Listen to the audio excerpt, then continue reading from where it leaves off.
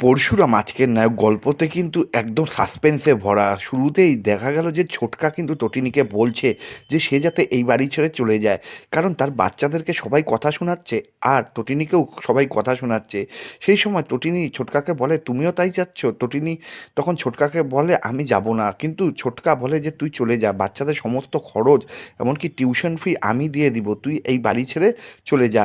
এরপরেই কিন্তু দেখা যায় যে পরশুরামের খাতে কতগুলি গুলি রয়েছে। তখন কিন্তু শীতল এসে জিজ্ঞেস করলো যে তুমি এই গুলিগুলি পেলে কোথা থেকে? তখন পরশুরাম বলল এই গুলিগুলি থেকেই কিন্তু আসল রহস্য উদ্ধার হবে যে কে তাকে গুলি করেছে।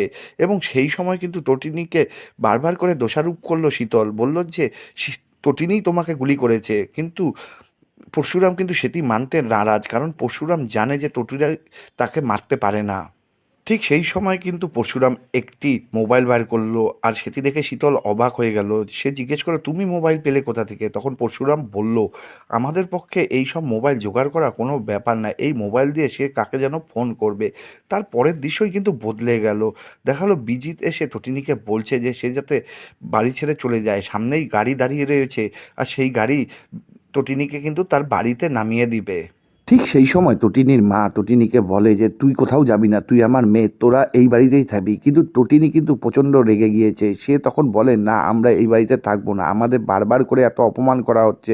সে ভাবিনকে গিয়ে বলে আমাদের গাড়ির দরকার পড়বে না, আমরা বাসে যেতেই অভ্যস্ত, আমরা অত বড় লোক না, আমি আমার বাচ্চাদেরকে দুমুঠো খাওয়ার আর জামা কাপড় দিয়েই রাখি, তাদের কোনো লাক্সারি কিছু প্রয়োজন না, তারা বিরিয়ানি বা কন্টিনেন্টাল পছন্দ করে না, তারা কিন্তু শুধু ভাত ডাল খেয়েই বড় হয়, আর আমি আমার বাচ্চাদেরকে ঠিক সেইভাবেই তৈরি করেছি।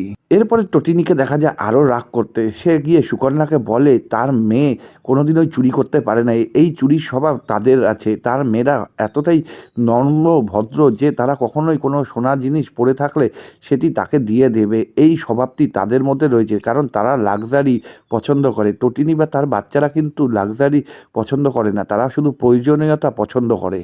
এরপরের দৃশ্যে দেখা যায় কিন্তু যে বিজিতের কাছে একটি ফোন আসে আর সেই ফোনটি করে কিন্তু পরশুরাম নিজেই, এবং সে বলে যে তিনজনকে তিনটি বুলেট দিয়ে মারা হবে।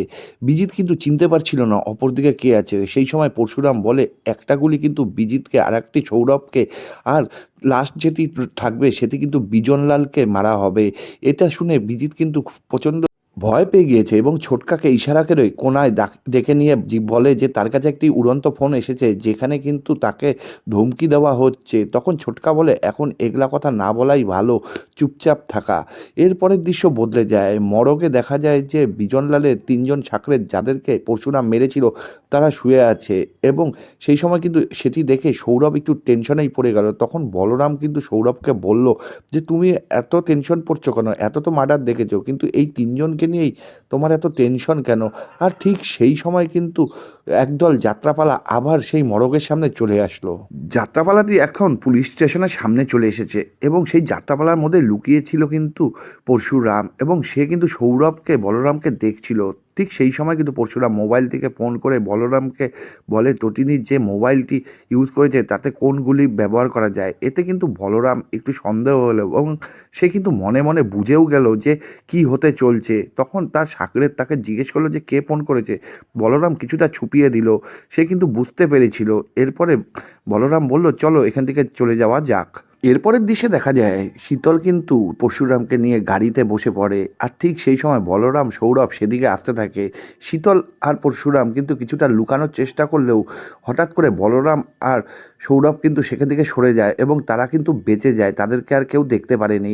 এরপরের সিনেই দেখা যায় যে ডাক্তার কিন্তু পরশুরামের উপর প্রচণ্ড ক্ষেপে গেছে এবং বারবার করে বলছে তুমি যদি 7 দিন বেড রেস্ট না নাও তাহলে কিন্তু তোমার শরীর খারাপ হয়ে যাবে, আরও তোমার ভিতরে ইনফেকশনগুলো কিন্তু ছড়িয়ে যাচ্ছে। তখন পরশুরাম বলে যে সে বেড রেস্ট নেওয়ার মতো জায়গায় নেই, কারণ তাকে তিনটা গুলি মারা হয়েছে এবং এই জন্য একদম দায়ী কিন্তু বিজিত এবং বিজনলাল, এবং তার সাকরেতরা, এবং তখন তটিনীকে কিন্তু সে বলছে যে তটিনীকে আমি খুব ভালোবাসি, তটিনীর সাথে আমার কোনোদিনও আর্গুমেন্ট হয়নি, তটিনী আমাকে খুন করতে পারে না, কিন্তু তটিনীর হাতে আমি দেখেছি যে বন্দুক। পরশুরাম তটিনীকে কতটা ভালোবাসে সেটা বলার সময় কিন্তু শীতল রেগে যায়। সে বলে যে সে তাকে বাঁচিয়েছে এবং সে যাতে তটিনীর ভালোবাসা সম্বন্ধে তার সামনে কোনোভাবেই না প্রকাশ করে, কারণ শীতল কিন্তু ভালোবাসে পরশুরামকে।